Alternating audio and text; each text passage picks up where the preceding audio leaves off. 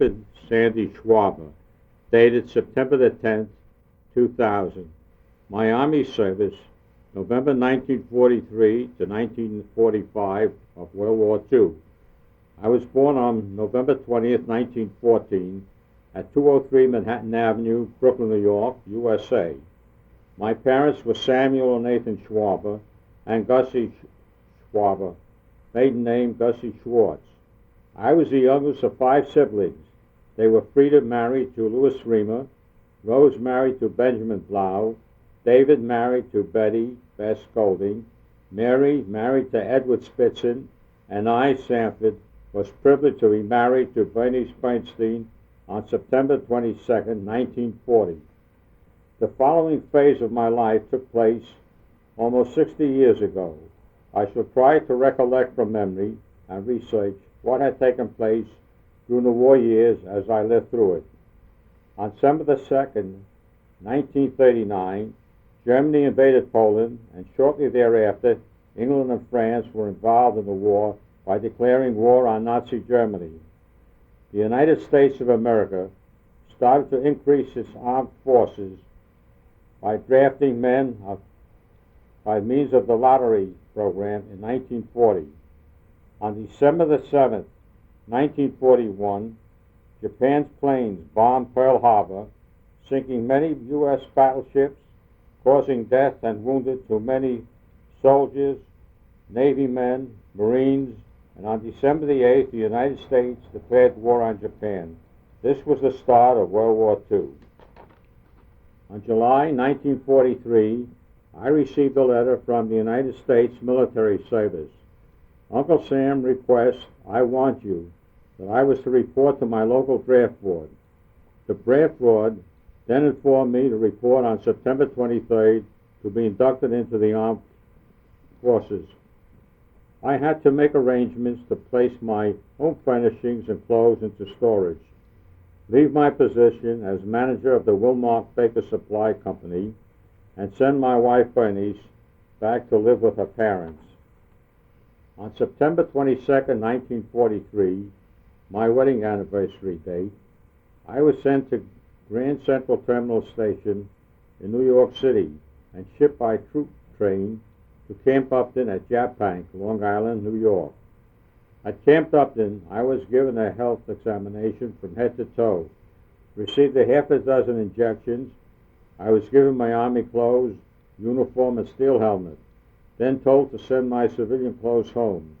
In the middle of October 1943, I was shipped from Camp Upton to Fort Bragg, North Carolina, for basic training, converting me to a soldier. I was told to forget home life, civilian life, as the Army was my way of life, a soldier, defending the United States Army from her enemies.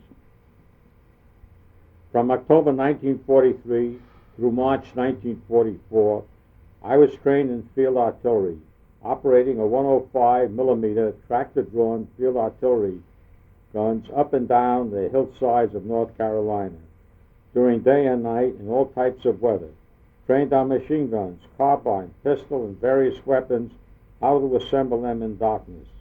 Went on full pack hikes from 10 to 20 miles in extreme cold weather during the months of December and February, sleeping on the ground, in foxholes, or in sleeping bags, while live bullets were fired over our heads, and crawling on our belly during barbed wire while machine guns fired. Also had bayonet practice. All of this training was in preparation for combat overseas. While in training, I had to jump off a one-story building into sawdust. The officer in charge told me to jump when it came my turn. I hesitated for a moment, and then he booted me in the rear, causing me to fall. I landed on my back. For several moments, I could not move my legs or arms. I was in shock. I was taken to Fort Bragg Military Hospital and treated for several days, and then sent back to my outfit. I was excused from training for 3 weeks. During this period, the war was raging on 2 fronts, in Europe and in the Far East, Japan, and on the surrounding islands. I had no idea as to what theater of operations I would be sent to. While the training program had taken place, I had made also several trips home that lasted from 4 to 6 hours to see Bernice and family. It was heartbreaking, for each time I had to leave to go back to camp for Bernice and myself. Many times my brother David had come to accompany Bernice and myself going back to the train station. In April of 1944, I was shipped to Fort Meade, Maryland, which was the route to the port of embarkation, but I still had no idea where to. My father's oldest brother, Uncle Joe Schwaber, lived in Baltimore, Maryland, which was close by to Fort Meade. I called his son Milton to inform him that the first chance I had, I would visit him and his parents. 2 days later, I was informed by the corporal to report to the first sergeant's office. When I arrived, the first sergeant said to me, "Who do you think you are, Soldier Schwaber, that you had requested to leave to attend a Passover Seder at your uncle's home in town, and that you had requested a pass to leave camp?" I said I never made any request. I knew nothing of what he had said. The sergeant then informed me that my cousin Milton Schwaber had spoken to the camp general, and the general gave the order that I was to be given a pass and transportation to my Uncle Joe's home to attend the Passover service. I told the first sergeant I did not want to go. I did not want to cause a problem. He said, "You have no choice now. This is an order. Shave, wash up, shine your shoes, and report back to me for inspection."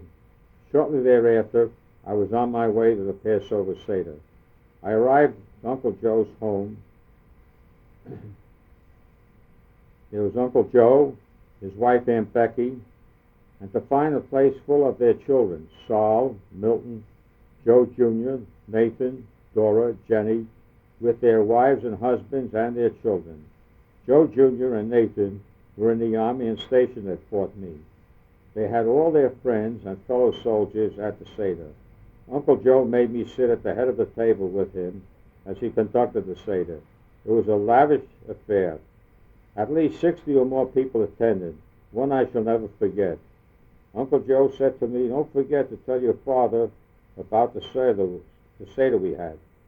My pass out of camp was up until midnight. I made certain to be back at camp before that hour. 2 weeks later, I was shipped to Camp Taunton, Massachusetts, which was near Boston, the port of embarkation for Europe. 3 days later, I was given a 24-hour pass. I started for home to see Bernice and my parents. On the way home, I became depressed, knowing that I could not tell them that I was being shipped to Europe. Instead of going home, I went to my brother Dave's home in Borough Park. Dave took me to see a doctor, who on examining me said I had gang-plank fever. He gave me an injection. I said goodbye to Bess and Dave, went back to camp, and 2 days later I was shipped on a troop ship, the old Manhattan cruise liner, sailing out of Boston Harbor carrying 3,500 men and equipment.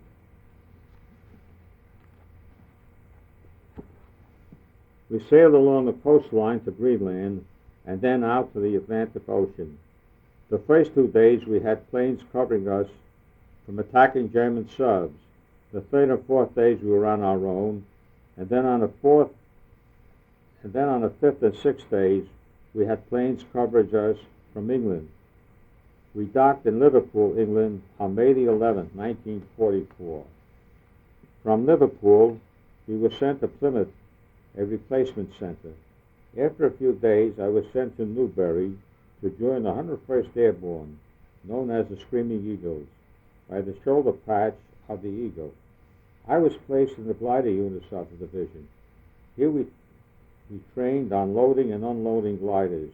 On May 30th, I was sent to Reading and placed in the marshalling area in preparation for the invasion to liberate France. On June the 3rd, paratroopers from the 101st Airborne and 82nd Airborne Division were dropped at night along the French coastline. to act as pathfinders so that when the division came in, the airborne would find their pathfinders who would light up the drop zone. On June the 5th at 10 p.m., elements of the 101st and 82nd started traveling in C-47 planes and gliders to land behind the German lines in Normandy, France. On June the 6th, Normandy campaign started. This was the invasion of France by the Allied armies to liberate Europe. As a replacement, I was placed on guard duty at the ammunition dump in Reading, England. On June the 11th, I was on a landing ship crossing the English Channel at Swansea Port, landing Cherbourg Peninsula on Utah Beach, France. From here, we advanced to join the rest of the 101st Airborne Division at Carrollton. There was heavy fighting in the area. The German 7th Army reported that Carrollton was still in their hands. In the meantime, we had already forced them to withdraw. The German 6th Parachute Regiment was to hold the city to the last man. The approaches to Carrollton was named Purple Heart Lane due to so many that were wounded and killed. The artillery fire from the German 88 artillery was severe and took its toll of lives and wounded. The 101st Airborne, which I had been assigned to, was given a threefold mission to accomplish in the invasion to liberate France. 1. To land behind the German fortifications. 2. Capture and hold the causeways leading inland from the invasion beach, Utah Beach. 3. Destroy the bridges across the vital German communication roads. I was a member of the 81st Battalion Anti-Tank and Anti-Aircraft, which was a glider artillery unit in the 101st Airborne Division. We had 6 batteries and a headquarter battery using 57 millimeter howitzers drawn by jeep carriers carrying ammunition. We used armor-piercing shells to destroy German tanks, vehicles, artillery, and anti-aircraft craft. The division accomplished all of their assignments plus more. We had several regiments of paratroopers and glider infantry and auxiliary units, consisting of 10,000 men. German prisoners were totally demoralized by the rapid assaults of the Eagle Division. The Germans told prisoners of war interrogators the name they had devised for these fighters from the sky. They were butchers with big pockets. To the men of the division, it was a grim compliment. On July the 1st, we had wiped out all resistance on the Cherbourg Peninsula. On July the 10th, we moved out by trucks to the beaches at Utah. On July 13th, the remaining parts of the division left France to cross the Channel by boat to Southampton, England. The men who went across the English Channel to France just a month before by plane, glide, and ship of the 101st Airborne Division, known as the Screaming Eagles, shouting Geronimo. Only a little more than half returned to England. The rest were wounded or killed. The brilliant success of the 101st mission was completed with great loss of life in France.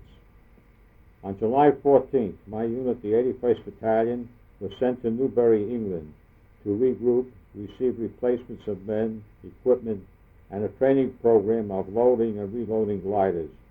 Some men were given leave to London and Scotland. On July 25th, we started training for the next mission. We fired all weapons on the range, target practice, and night problems. On August the 7th, we listened to reports from Axis Sally, the German girl who played American music on the radio waves and gave false reports that the German armies were winning the war on all fronts. On August the 12th, we left for the marshalling area, and we knew that another combat mission was soon to take place. During the period from the 1st of July until the middle of August, the Allied High Command had formed the 1st Allied Airborne Army, composed of units from the United States, 101st, 82nd, 17th, and 13th Airborne, plus the English had the 1st and 2nd and 6th Army Divisions, plus the Polish Parachute Brigade. The German armies were now in full retreat in France, going back rapidly to the German border. It had been reported that 350,000 German soldiers were headed towards the border. The Allied armies were trying to close the areas leading to the German border. There was a 30-mile area that they were escaping through. This was known as the Paris-Orleans Gap, also known as the Falaise Gap. The Allied command planned to drop the 101st and 82nd Airborne Division into this gap to close the escape door. However, at the last few hours before we were to take off, General Patton and his Third Army were able to close the gap, capturing 100,000 Germans. If the 101st and the 82nd were dropped into the gap as planned, both divisions, totaling 20,000 men, would have been annihilated by the 350,000 Germans trying to escape. The mission was canceled, and new plans were immediately made for the next combat mission. On August the 25th, plans were made for the 101st and the 82nd Airborne Division to be dropped on the city of Liège, Belgium, and surrounding areas. This was near the Maginot Line, the fortifications between Belgium and Germany. We were in the marshalling areas where we trained and given plans where each parachute unit and glider unit were to land, what bridges were to be taken and which were to be destroyed. We were given Belgian invasion money, bills and coins. On August 27th at 3 p.m., we were told to aboard planes and gliders. We stayed there until approximately at 3 a.m. in the morning, and with full pack and weapons, we loaded the gliders. There we sat on the runway, airstrip, until 7 a.m. in the morning, at which time we were told to unload. General Maxwell Taylor, our commanding general, informed us that he was given the news that General Patton of the 3rd Army Division had captured Liège during the early hour, but he added that our mission was canceled. However, he assured us that he would obtain another opportunity for us to get a whack at the Hun.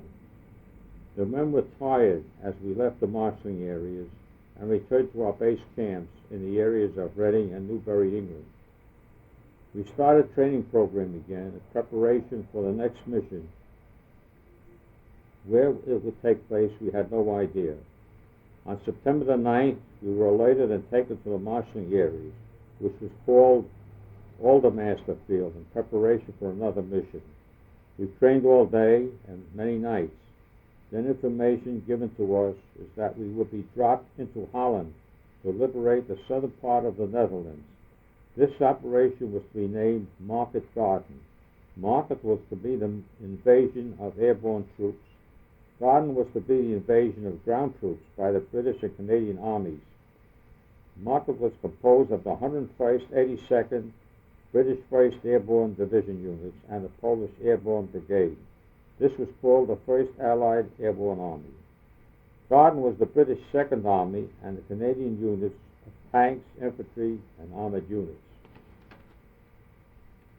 The paratroopers and gliders were to be dropped behind the German fortifications in Holland to capture vital bridges, crossroads, and highways so that the British 2nd Army could come through rapidly and advance to cross into the Ruhr Valley. This was the German industrial area where all their military weapons of war were being manufactured. This was to be a lightning stroke to topple Nazi Germany and to the effect the end of the war in 1944.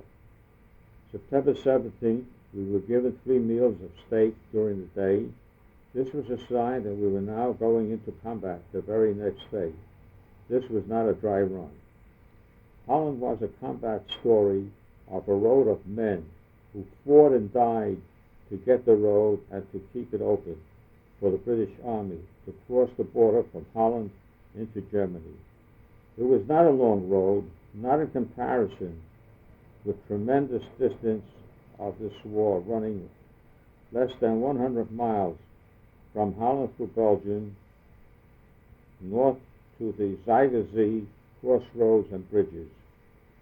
On the morning of September 17, 1944, the invasion started to liberate Holland from Nazi-occupied Germany. This was the first day of Rosh Hashanah. For the moment, my mind would recall the past when on the high holidays would come, I would go to my father to the synagogue. On the field, the chaplain started to pray with the men.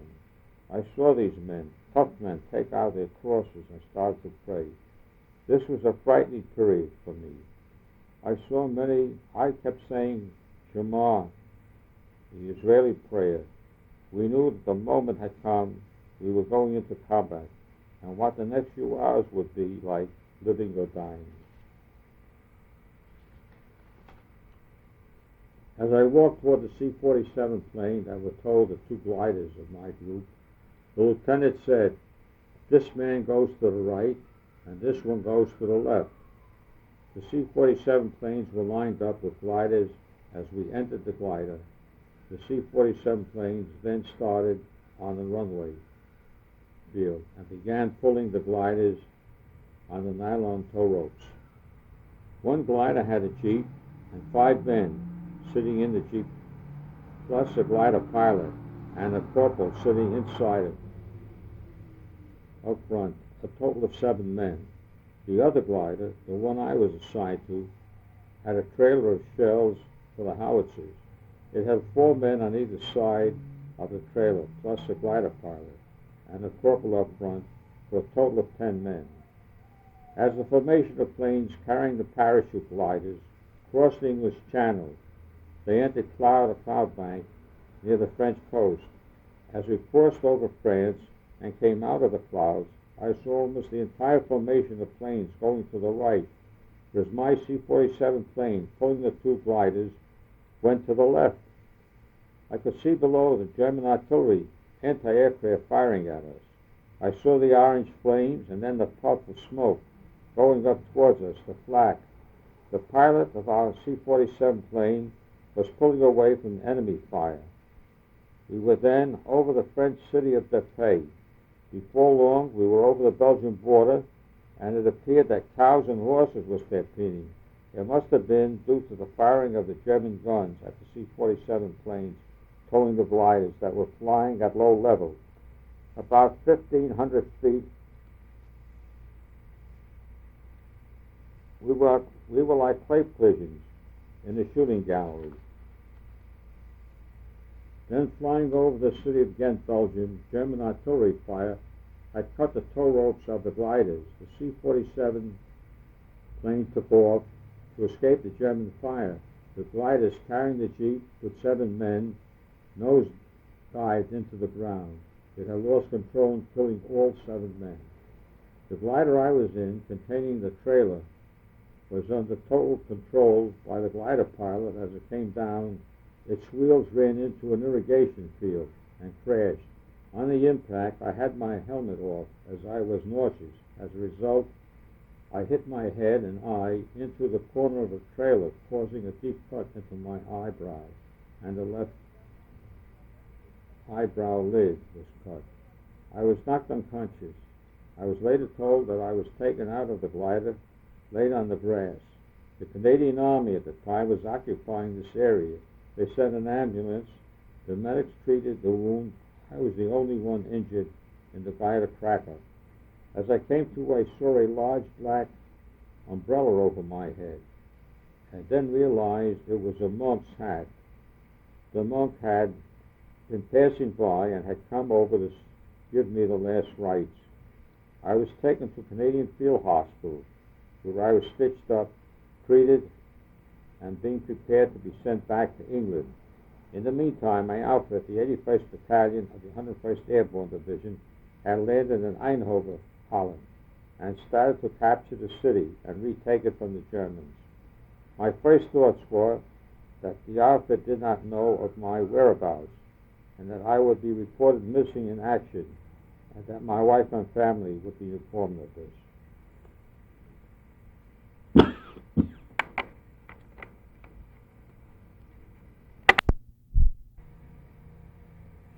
Our battalion medical officer, Dr. Flanagan, his glider had also been shot down by enemy fire in the same area as we had. He came to the field hospital, and I pleaded with him not to have me sent back to England, but to let me join my outfit fighting in Holland. He arranged with Canadians to furnish us with a jeep and trailer. The British and Canadians furnished us with a map and instructions how to proceed from Ghent, Belgium into Holland. We traveled to Antwerp, Brussels, and crossed over the Albert Canal. Here we saw trees still smoldering from the firefight 2 days before between the Germans and the Welsh Highlanders. We crossed over the Albert Canal without any problems. While in Brussels, the town people, up until then, had never seen any American soldiers. They had seen the Germans, British, and Canadian armies. Now they saw 10 American soldiers whom they thought were the forefront of the American army coming through. The crowd cheered us and took us to see the town mayor.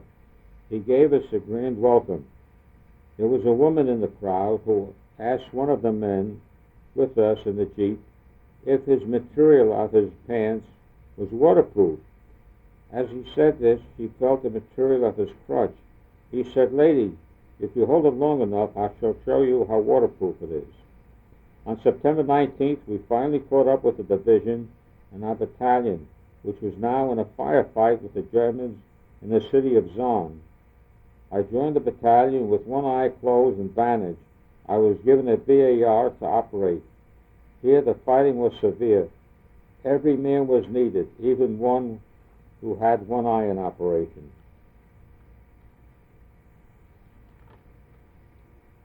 We captured Zon, but the bridges had been blown up.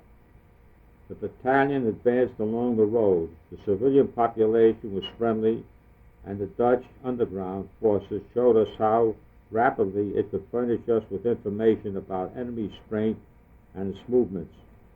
From Zon, we advanced along the vital highway known as Hell's Highway to the city of Best. Enemy reinforcements had moved into Best faster than the 101st. Instead of 500 Germans, there were probably 2,000. The job at Best was a tough firefight of infantry and tanks. The 81st Battalion, using their 57mm guns as 6-inch shells, helped to destroy many of the German tanks in and near the city. We then advanced up the road to St. Odenwald, where we met many enemy tanks. The guns of the batteries of A and B of the 81st Battalion kept the German tanks at a respectable distance, and the German infantry was beaten off. We then began the advance towards Uden. Here we were met with many German tanks, which were quickly knocked out, and once again the 81st had justified its place in the hearts of the infantrymen. We were not afraid of tanks, but when two infantry forces are pitted against each other, and one is equipped with tanks, it frequently goes hard with the other. That was a situation in which airborne men found themselves all too frequently. Their most effective center for counterattack to the German tanks were the 6-pounder guns of the 81st Battalion. From here we would advance to the city of Vechel. It was now in the latter part of October 1944. We encountered heavy rains and could no longer take cover in the foxholes as they became flooded, and we took cover in barns. The Dutch barns had many rodents, rats, weasels, the size of cats.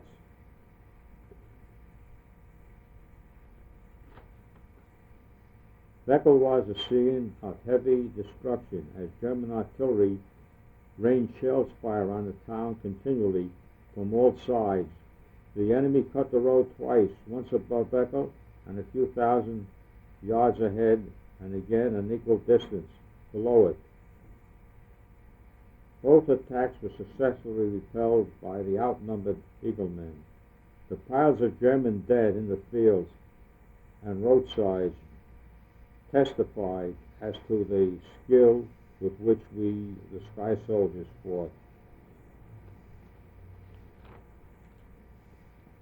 At Beckel, we held our position, and the elements of the division advanced on towards the Nijmegen Bridge, which was across the Wall River. Here the Germans used frogmen, who tried to go under the water to blow up the bridge. This bridge was secured, and it was many a night I had guard duty, protected the bridge. We were now well into the start of November. During this period, all of our supplies had to be dropped to us via air. We were behind the German lines for 72 days without relief. Though the Operation Market Garden was a failure because the British Army could not get into Arnhem and advanced into the Ruhr, there were gains to all the Allied causes that resulted from it. The northern flank was advanced 65 miles over obstacles that included two major canals and the difficult Maas and Wall rivers. Large parts of Holland were liberated. The 101st Airborne Division could be satisfied that it carried out its part of the operation with credit. We were taken out of Holland via trucks to France. We were stationed in the town of Mourmelon at the former French Army base. We were given passes to Paris. The date was November 29, 1944.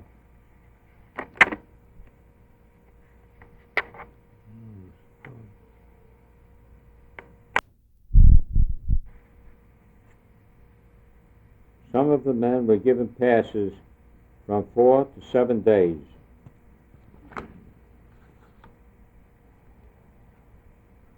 By December the 8th, we had about 90% of the division back at camp, and were preparing to regroup and start training procedures for the next mission. Due to the weather conditions, we felt there would not be any airborne missions until the coming spring. On December 16, 1944, the Germans launched their greatest offense of the war in the West. This was the start of the Battle of the Bulge and the siege of the city of Bastogne in Belgium. In their first attack, they broke through and penetrated 65 miles into Allied territory, halted the Allied advance, then going on and threatened the entire front in the West. On December 17th, the 101st pulled into Bastogne. The roads out of town were jammed with troops and vehicles of treble units pulling out, and the scene was one of terrific confusion. Someone asked an military police directing traffic at a road junction what the situation was, and he replied, "I don't know. Everyone is leaving, but the 101st is coming in." The 101st Airborne Division was told to defend and hold the city of Bastogne, which was the crossroad of the Allied troops between the German army and the Belgian port of Antwerp. An unending barrage of artillery and night bombings hammered Bastogne to rubble.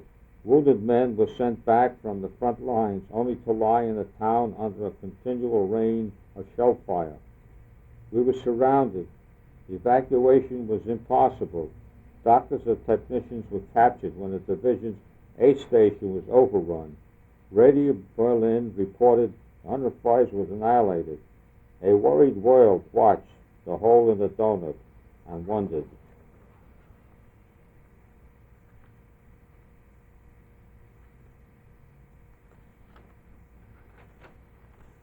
Enemy forces in the ratio of 4 to 1 had faced routed division units from heavy defenses north of Bastogne. We were pounded mercilessly by direct fire from guns on the hills and around the town. Swarms of enemy tanks and men repeatedly overran the unmanned positions, and our first front lines wavered dangerously. But the defenders of the 101st were accustomed to encirclement and knew how to cope with it. We had always been dropped behind the German lines, battle-toughened troops We were used to fighting behind the lines in Normandy, Holland. We organized our defenses, a defense that consisted of continuous attacks in all directions. We also had to fight another enemy, the enemy. The winter sent its legions into battle. Trench foot, frozen limbs, casualties from artillery and small arms fire. The cold and the heavy snow made life unbearable. We made crude jackets from blankets and sheets that were made from scarves from the supply chutes. 4 Germans, under a white flag, delivered a surrender demand to our garrison. They demanded that our General McAuliffe surrender the city of Bastogne and his troops. If he did not surrender within 2 hours, this time the U.S. forces in and near Bastogne have been encircled by strong German armored units. There is only one possibility to save the U.S. troops, and that is to surrender. If this proposal should be rejected, 1 German artillery corps and 6 heavy battalions of anti-aircraft are ready to annihilate the U.S. troops in and near Bastogne. All the serious losses caused by this artillery fire would not correspond with the well-known American humanity, the German commander.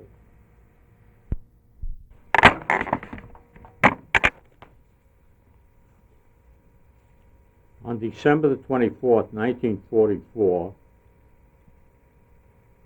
our General McAuliffe, sent us the following message to his men on the field, which was, Merry Christmas, Headquarters, 101st Airborne Division, Office of the Division Commander. What's merry about all this, you ask? We're fighting, it's cold, we aren't home. All true, but what has the Proud Eagle Division accomplished with its worthy comrades of the 10th Armored Division, the 705th Tank Destroyer Battalion, and all the rest? Just this: we have stopped cold everything that has been thrown upon us from the north, east, south, and west. We have identifications from 4 German Panzer Divisions, 2 German Infantry Divisions, and 1 German Parachute Division. These units, spearheading the last desperate German lunge, were headed straight for Key West points when the Eagle Division was hurriedly ordered to stem the advance. How effectively this was done will be written in history, not alone in our division's glorious history, but in world history. The Germans actually did surround us. Their radios bared our doom. Their commander demanded our surrender in the following impudent ignorance and in an arrogant way stated the following message to us. On December 22nd, 1944, the German command sent the following message to the U.S. commander of the encircled town of Bastogne. The fortune of war is changing. This time, the USA forces in and near Bastogne have been encircled by strong German armored units. More German armored units have crossed the river Oath near Otheville, have taken Marseille, have reached St. Hubert. By Basse-Belgique, Humphrey Siebert Tillet, Lermont is in German hands.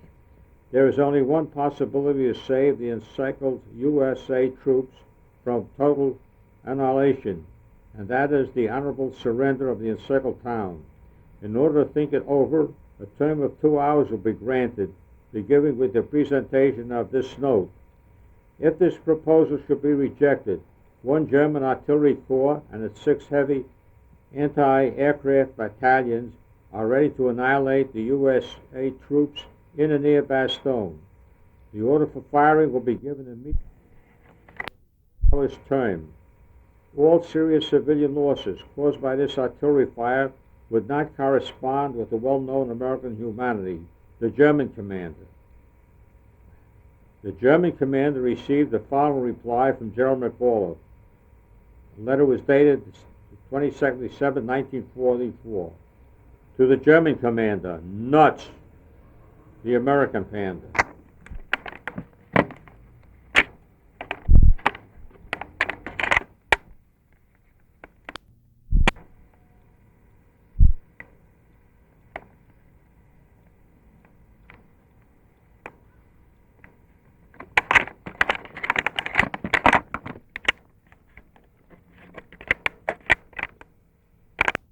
and this gallant feat of arms are truly making for us a Merry Christmas.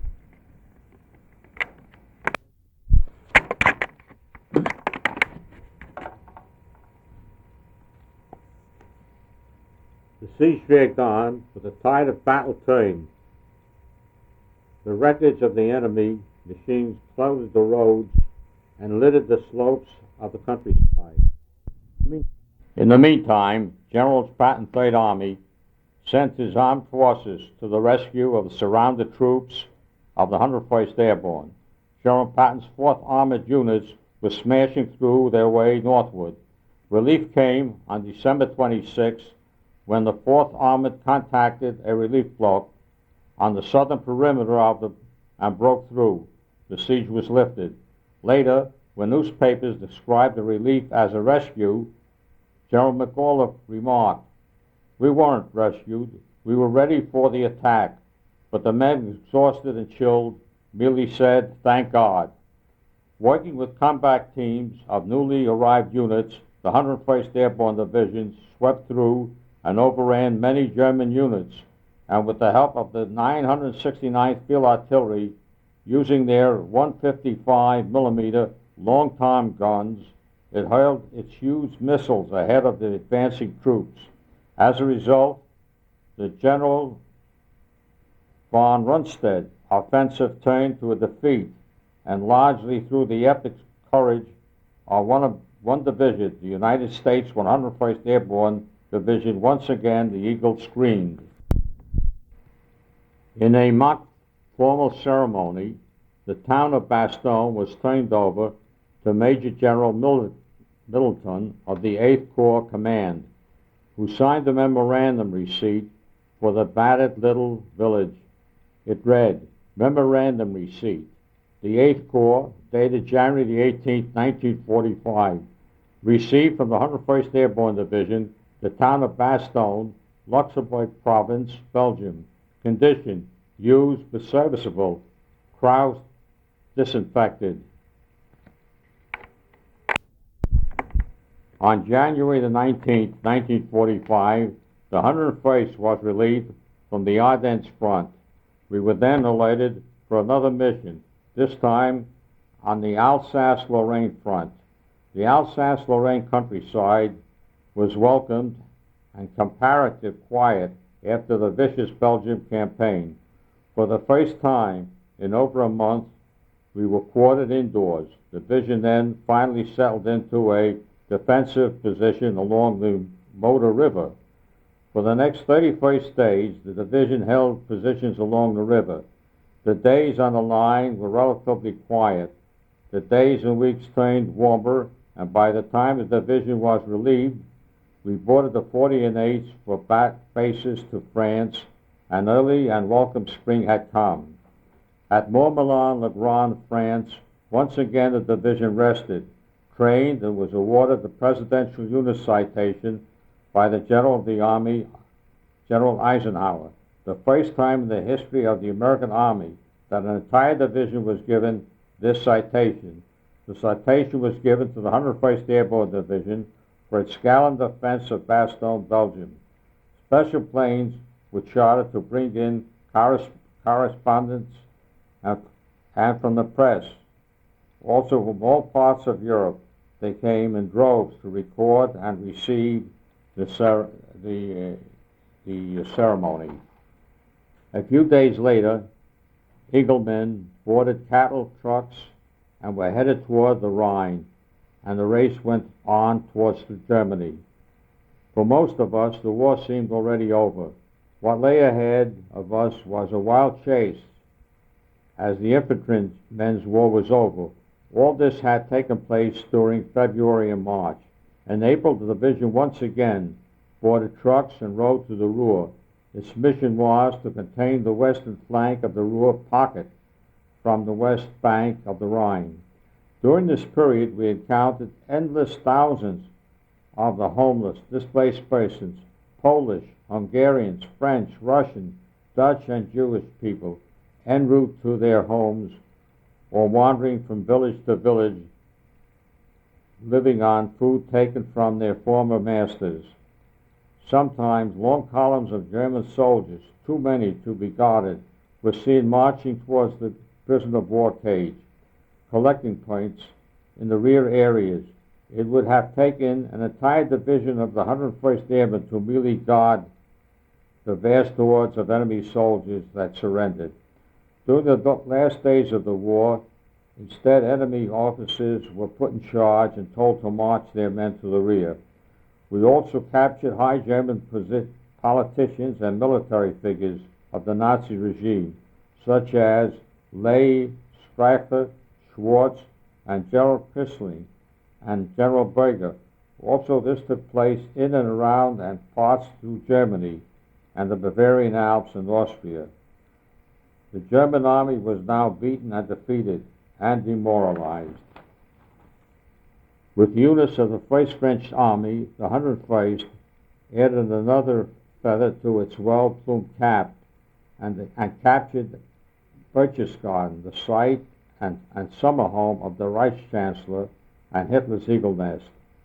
The cellars and homes of the pretty alpine villages were loaded to the street level with wines and liquors that had been looted from conquered countries all through Europe. All of this, which came in handy as we celebrated the victory. It was a paradise for the airborne foot soldiers. Germans waited on us, and the Nazis, with Nazi-wise discretion, treated the conquerors like kings. At dawn, it was very cold in the Bavarian Alps, and early one morning, I opened my musette bag to put on a second pair of socks to try to keep my feet warm. As I opened the bag, my collar slid out, and one of the soldiers said, "Where did you steal this beautiful scarf with the fringes and colors on it?" I told him my wife had sent it to me. He said that I was nuts and out of my mind not to wear it to help keep me warm. He wanted to purchase this thing for his item, and I said, "No way. This is a gift from my wife, and I will retain it." We were now in the month of August 1945, and the press, high-ranking generals, and American congressmen arrived to see the ruins of Hitler's home and the eagle nest. The summer Reich Chancellor, Göring's priceless art collection, which he had looted throughout Europe.